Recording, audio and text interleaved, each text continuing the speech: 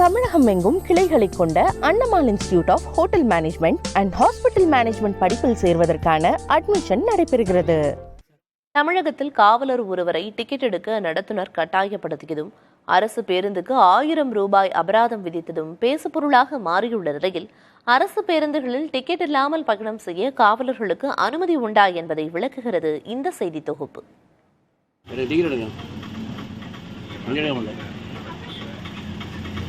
Sir, ticket வாங்கணும். உங்களுக்கு அது ரூல்ஸ் கிடையாது. உங்களுக்கு டிக்கெட் வாங்கணும், வாங்கிடுங்க. அதான் பெஸ்ட்டு.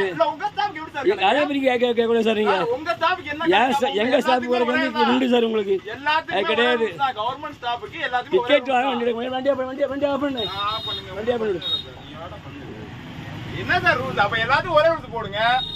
நாங்குநேரியிலிருந்து நெல்லைக்கு சென்ற அரசு பேருந்தில் காவலர் நடத்துனரிடையே ஏற்பட்ட வாக்குவாதம் தான் இவை.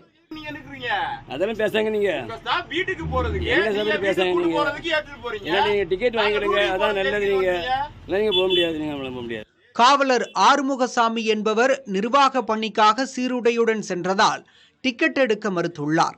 ஆனால் அரசு பேருந்து நடத்துனர் டிக்கெட் எடுக்க வேண்டும் என்று தொடர்ந்து வலியுறுத்தினார். கம்ப்ளைண்ட் பண்ண முடியும். கம்ப்ளைண்ட் பண்ணி உங்களுக்கு என்ன பண்ணி தெரியும். எனக்கு ஆக்சுவலி தெரியும். எனக்கு தேவையில்லாம பிரச்சனை பண்ணாங்க. நீங்க தேவையில்லாம பிரச்சனை பண்ணாங்க. இந்த காணொளி சமூக வலைதளத்தில் வெளியான நிலையில் ஒவ்வொருவரும் ஒரு கருத்துக்களை கூறி வருகின்றனர். உண்மையில் சட்டம் சொல்வது என்னவென்று பார்த்தால், காவல்துறையைச் சேர்ந்தவர்கள் தங்கள் மாவட்ட எல்லைக்குள் கட்டணமின்றி பயணிக்கலாம். வேறு மாவட்டம் செல்ல வேண்டும் என்றால் கட்டாயம் வாரண்ட் வேண்டும் என்றே சட்டம் சொல்கிறது என்கிறார் ஓய்வு பெற்ற காவலர் ராஜாராம். வாரண்ட் கொடுங்க. வாரண்ட் வாங்குறீங்க. வாரண்ட் கிடையாதுங்க. திருநெல்வேலி போற வாரண்ட் உண்டு சார். எங்களுக்கு டெய்லி வாரண்ட் வாங்கிட்டு இருக்கேன். வாரண்ட் வாங்கிட்டு தான் இருக்கேன். வாரண்ட் அப்படி பேசுறாங்க. நீங்க டிக்கெட் வாங்க, நீங்க மட்டும் ரூல்ஸ் பேசுறாங்க. நீங்க இல்ல சார், டிக்கெட் வாங்க போக முடியல. டிக்கெட் வாங்க முடியல சார். டிக்கெட் வாங்க மட்டும் ரூல்ஸ் பேசுறாங்க. என்ன பண்ண முடியும்? காவல்துறையை சேர்ந்தவங்க, காவலராக இருந்தாலும் சரி, அப்படி ரேங்க் ஆஃப் இன்ஸ்பெக்டர், அவங்க பணிபுரியக்கூடிய மாவட்டத்துக்குள்ளே பஸ்ஸில் இலவசமாக பயணம் செய்யலாம். யூனிஃபார்மில் இருக்கணும். ரெண்டாவது அவங்க போலீஸ் ஐடென்டிட்டி கார்டு வச்சுருக்கணும். அந்த மாவட்டத்தை விட்டு அடுத்த மாவட்டத்துக்கு போகையில் இவங்க அரசு பணியாக போயிடுவாங்கன்னா இவங்க பஸ் வாரண்டை யூஸ் பண்ணி அதை வச்சு டிக்கெட் வாங்கிட்டு போகணும். இதை அவங்களுக்கு தெளிவாக புரிஞ்சுக்கணும்.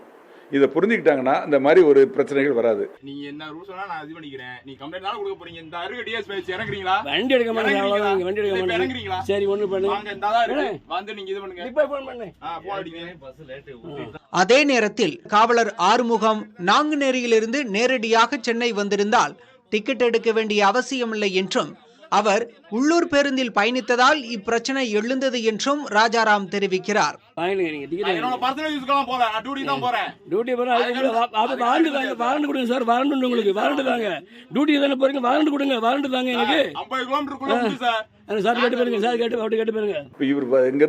போனதெல்லாம் கரெக்ட், வர்றதும் கரெக்ட். அங்கிருந்தே நேரம் வந்திருந்தாருன்னா பரவாயில்ல. இவர் திருநெல்வேலியிலிருந்து பஸ் ஏறணும்னு வந்திருக்காரு. அது அவர் வேலை செய்யற மாவட்டத்துக்குள்ள வராதனால அவர் டிக்கெட் எடுக்கக்கூடிய சூழ்நிலையாச்சு. டியூட்டியாக இருந்து இப்போ அங்கேயே இருந்து அந்த ஊரில் இருந்தே சென்னைக்கு அவர் வராரு அப்படின்னா பஸ் வாரண்ட் அவர் கொடுத்துருப்பாங்க ஆல்ரெடி. அந்த பஸ் வாரண்டை பயன்படுத்தி அவங்க இருந்து டிக்கெட் எடுத்துட்டு வந்திருந்தா அந்த பிரச்சனை வருது. ஏடா திருநெல்வேலி போறதுக்கு என்னமோ டிக்கெட் எடுக்கணும்ன்றாடா. அப்ப அவங்க ஸ்டாஃப்க்கு மட்டும் எப்படி எடுக்க முடியும்? பாஸ் எப்படி எடுத்து அவங்க இதுக்கு மட்டும் ஸ்டாஃப்க்கு மட்டும் உண்டாடா. இங்க அடிக்கடியா வாரண்ட் எல்லா பஸ்ஸும் வந்துகிட்டு இருக்கோம்.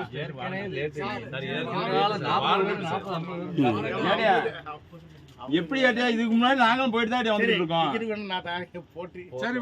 காவலர்களுக்கு வாரம் ஒரு நாள் விடுமுறை, மாவட்டத்திற்குட்பட்ட பகுதிகளில் இலவசமாக பேருந்தில் பயணிக்கலாம் என 2021ஆம் ஆண்டு சட்டமன்றத்தில் காவலர் மானிய கோரிக்கையின் போது முதலமைச்சர் உத்தரவிட்டார்.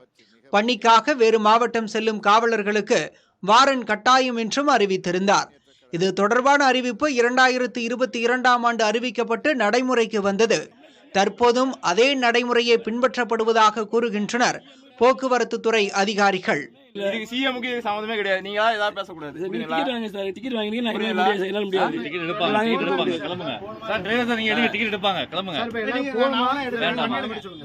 புதிய தலைமுறைக்காக செய்தியாளர் ஆனந்தன். தமிழகம் எங்கும் கிளைகளை கொண்ட Annamal institute of hotel management and hospital management படிப்பில் சேர்வதற்கான அட்மிஷன் நடைபெறுகிறது.